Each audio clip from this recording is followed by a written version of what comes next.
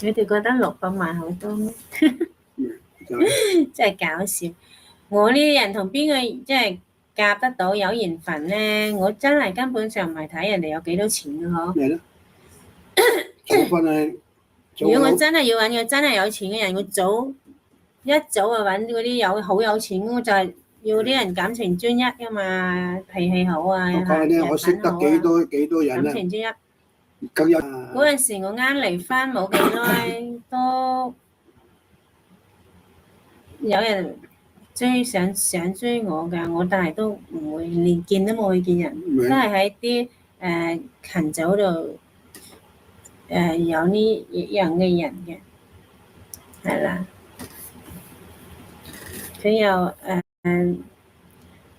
搞房地產啦，又咩開砂石公司啊，又反正又有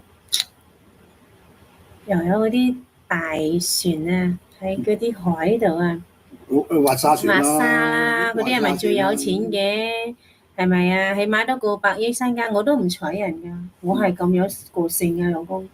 咁你咪叻女咯。佢話娶我翻去做少奶奶又請人幫人照顧我，話我幫佢生個仔，我諗都唔諗。係啊，真係唔會嘗試呢啲。